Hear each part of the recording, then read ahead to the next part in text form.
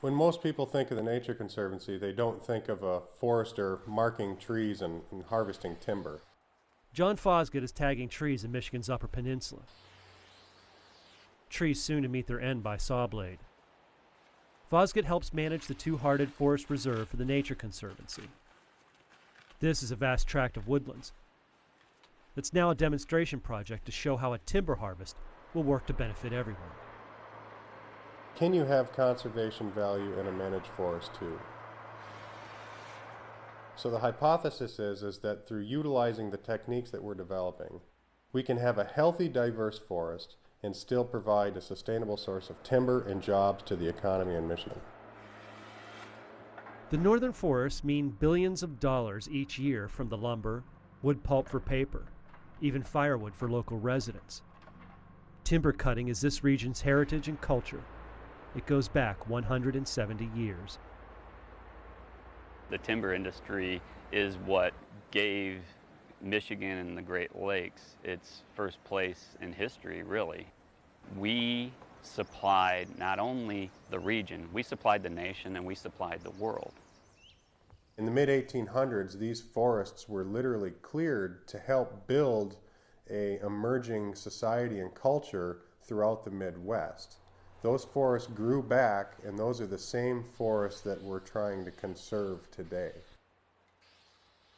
What you saw during the period of the 19th century is we completely depleted our northern forests across the entire state of Michigan, which led to everything from the silting in of our rivers and the extirpation of many species, including some charismatic species like the grayling. We had the only Midwest population of Arctic grayling in the Great Lakes. That prized game fish drew anglers here from around the world.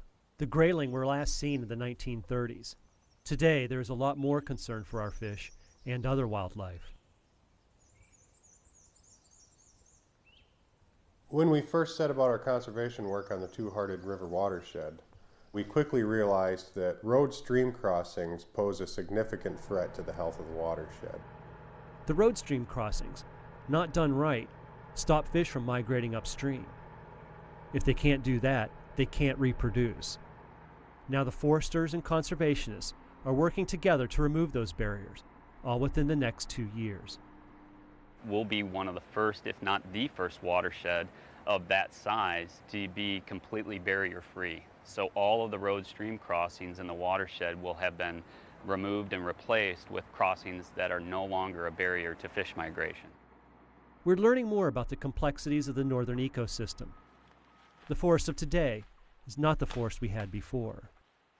At the Two-Hearted Reserve, John Fosgate is working on a restoration plan to get us a bit closer to the way it was back in the 1800s. We know that through past management, our forests have lost a certain degree of their diversity. So we're putting seed trees on the ground in the Two-Hearted. We're creating canopy gaps to try to encourage the growth of mid-tolerant tree species such as yellow birch. The research here goes beyond sustainable timber harvests or better fisheries. It's much bigger than that. A single tree can hold hundreds of gallons of water. Multiply that by the millions and millions of trees. The northern forests affect the water table, water levels, even the climate. Forests have a huge impact on global climate patterns. And one of the things that we are confronted with right now in light of climate change is each forest type has a different water balance in terms of how much water it retains versus how much water it gives back to the atmosphere to feed these clouds like we're seeing above our heads today. And so what we need to understand are how our precipitation patterns actually going to change as our forests change. The work at the Two-Hearted Reserve should lead to more answers not just about the forest ecosystem, but how to build and support a timber industry that's sustainable environmentally and economically. Everything from the forest product industry to the local municipalities, it has to be about full cost accounting of the cost and benefits of what we're doing. And that's what we're doing there, is we're actually getting down and crunching the numbers and saying, what are the benefits to people? Can we sustainably manage those local economies and larger regional economies, while at the same time we're doing the science on the ground and measuring the real changes and improvements to biodiversity?